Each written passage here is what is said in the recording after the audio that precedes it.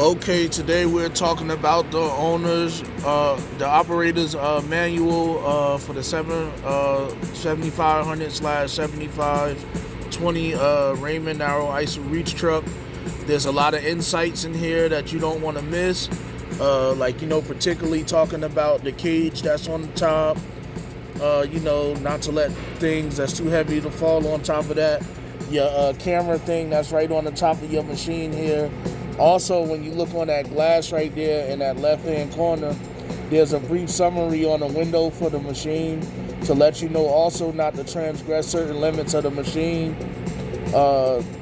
Basically making sure that your battery light indicators are flashing green, signifying that it has water, pretty alkaline, pretty much a lot of alkaline for the battery, good cells for the battery. These is your, over here, right here is your control lever. So right there is how you would press forward, and you can see that in the top right hand corner, it has a lot of modules on there and stuff like that, just showing you the direction.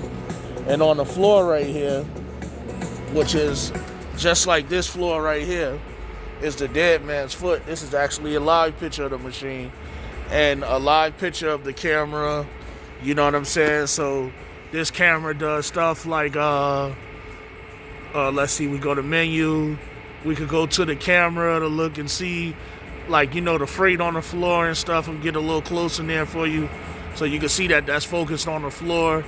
Where the green line is at is where your blades is going to be inserted at. And also, just going over things with the, handle to show you different sequences of the narrow isel reach truck. You don't want to miss out on this stuff. Also, we have a secondary handle when you're driving face forward, meaning when you driving with the machine facing in a travel direction and not the forks when you just trailing. So you can drive facing forward with your trail side, or you can drive facing forward with your fork side. So these both are two controllers. This has more functions for the forks to raise it up and down, side to side, down and up, and extract and retract. Well, extend and retract, just to correct myself. But also it has the backwards button on here, had a horn on there. We have the drive steering wheel. You know what I mean? So that's you know what I mean? We also have our light indicators to let us know that it's a present machine coming down the aisle, so you can get some light warnings. We also have light warnings in the front.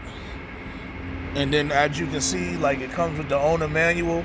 You want to read up on that stuff so you don't miss out on precious insights.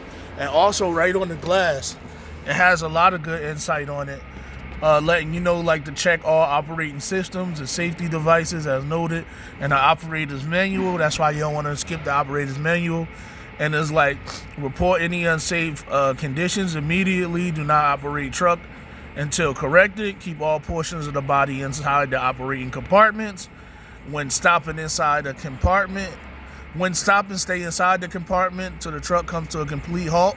Travel with the load as low as possible, meaning making sure that your load is lowest to the floor as possible, so you have stability when you're turning or coming around a corner, nice and slow. Or notice I say nice and slow because a lot of people like to speed, and slow.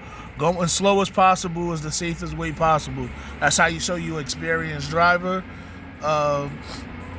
It says travel with the load as low as possible. Elevate forks for storage or retrieval. Travel, lift, and lower with forks retracted and centered. If the truck is equipped with side shift, watch out for obstructions, especially overhead.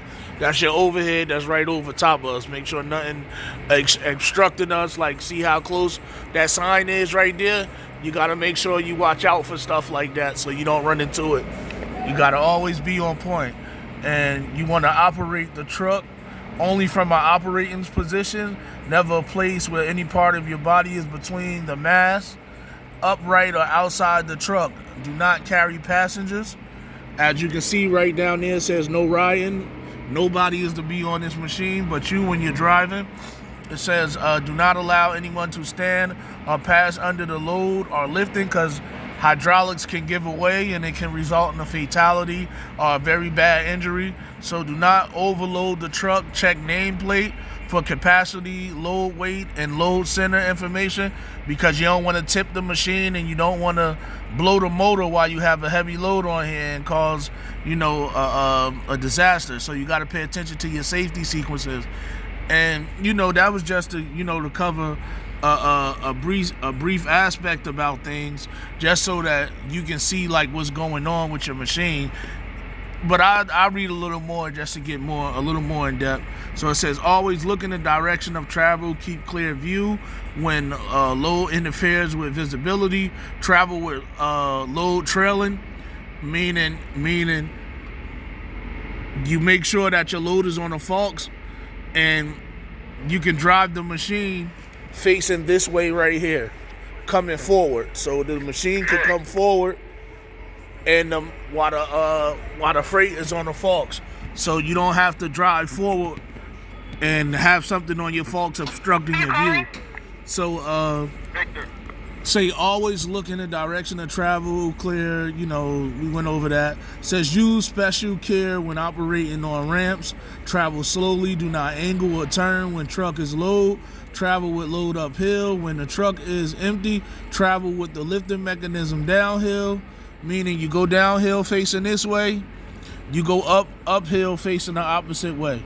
So you use special care when operating on ramps, travel slowly, do not angle or turn when truck is loaded. If you lift the truck starts to tip over or fall off the dock or the dock board, get off the truck immediately, move quickly away.